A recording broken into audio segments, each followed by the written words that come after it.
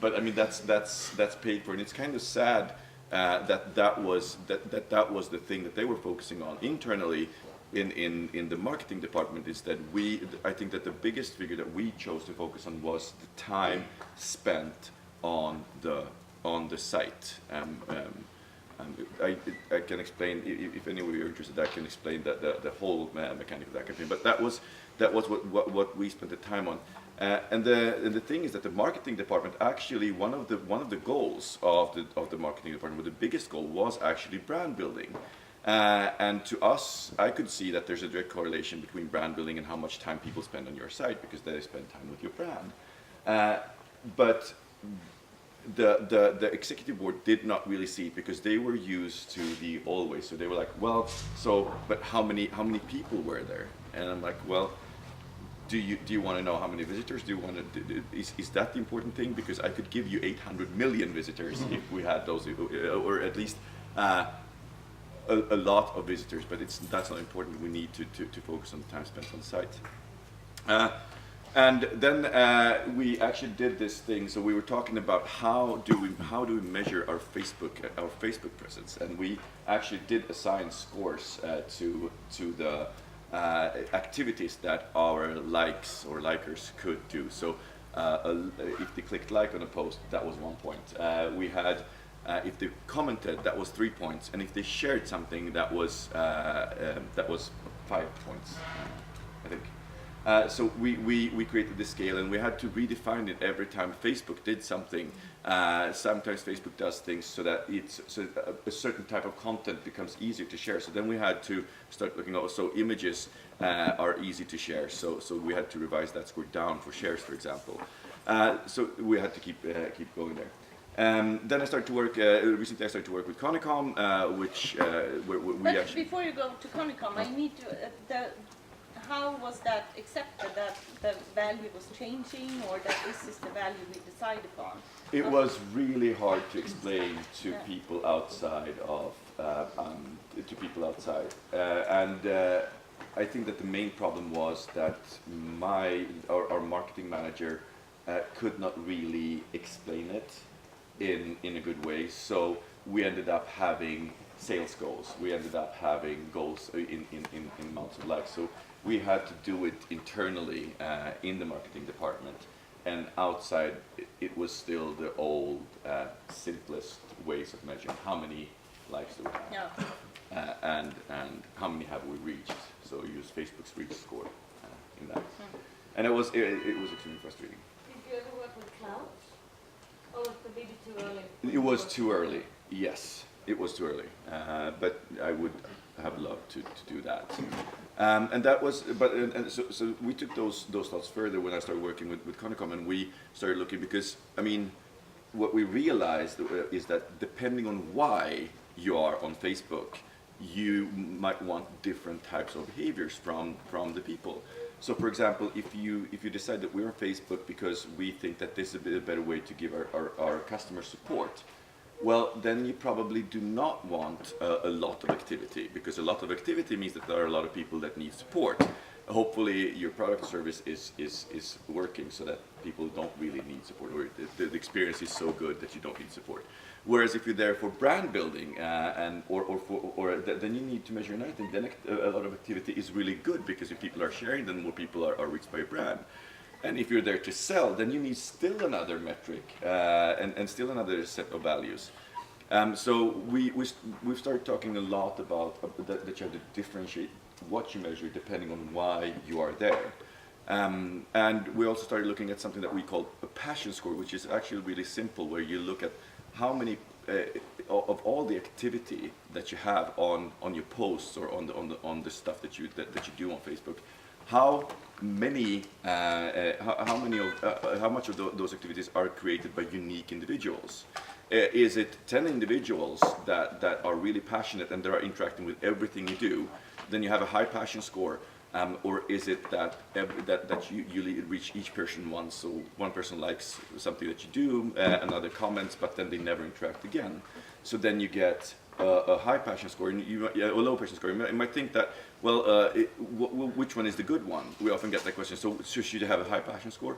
I don't know. It depends on why you're there. So again, looking back on why you're there. And this is still something that we're very much working with, trying to figure out and help our customers to understand the passion score and how to apply it in their organization. So now we're interested, I guess, in hearing what you're talking about. Cloud is Ulrika, have you worked with cloud? And not professionally. I use it when I do background checks and like behavioral analysts and stuff like that. But just basic planning things. But we don't really use it as a scientific tool. We just use it because it's interesting. Because to be honest, I still think it's a bit abstract. Mm-hmm. To know what is really is measured with cloud. Right.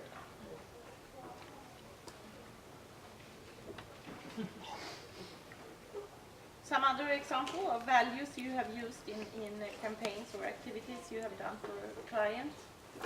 We started, my name is Anna, I'm from Matter, a content marketing agency in Gothenburg. We started quite early with developing our own KPI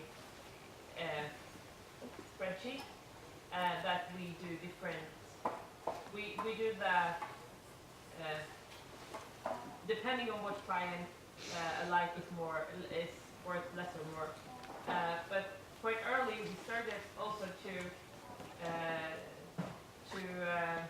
use the business, how the business is going, like the larger perspective. We did marketing for a restaurant. We wanted to know how much they were selling, how much they made every day, and we started to correlate that to the activities on Facebook. And quite early we saw that when there were a lot of activity on Facebook, they also had more customers in the restaurant ordering for more money. So we could correlate the marketing activities to the main business goal. And by doing so, it was much easier for us to get the head of the business to actually think that we did important things online. So we always do so now, trying to find the core goal for the organization and correlate social media activity to that goal. I'm really interested. Are you talking about social media activity from everyone, like from customers too, or just what the company does? What the company does. Okay, good. But we also correlated it with we did the collecting all the activity for a month, looking at different, so we tried to collect as much data as we could. And I think I don't think we would have gotten the result, and they were much patient. They were much more patient with our initiatives when they actually could see for themselves that it paid off. Nu tycker jag först att är inte det här beteende, jag tänker ju olika kommunikations- och klanderår, och speciellt för klanderår som är positionerande eller faktiskt tidigare mantinet har väldigt svårt att fatta. Är inte det någonting som ändå håller på att luckras upp lite? Att man förstår att även om jag har taktisk kommunikation här så kanske inte just det här som gör att jag säljer min produkt, utan det sätter igång processen till att jag köper den i handeln eller online eller vad det än är. Jag tycker jag ser att det har gått extremt långsamt, men de sista 3 åren tycker jag att jag har sett en rätt stor förändring hos rätt statiska företag, som spelbolag som jag jobbar med, som väldigt så att den här kan man ju köpa, fast det är inte där man avslutar sitt köp. Så man tittar på kundresan på hela taget istället för att titta på en enskild insats på ett annat sätt. But I guess what Mickey and I have been talking between sessions is also the fact that what you do see, I mean, because at one aspect you can say, well, what's the problem in just measuring likes? Well, for me, if we work with community projects, for example, that would be extremely complicated because you do need to analyze this parallel who are the ones interacting here. Is it the ones that are really against this project that's being built in the city here? Or is it the common ones living in this area? You need that analysis on a very deep level. And also what we do see, is there anybody here working at an advertising agency? Reklambyrå? Yeah.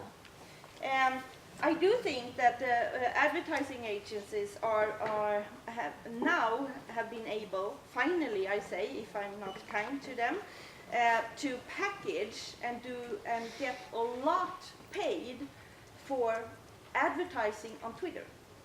Where you would see, I mean, it's quite obvious that if Justin Bieber promotes a soda, that's a tweet that will be retweeted, and that will be measured solely on how many retweets, and of course how much that soda in the end is worth.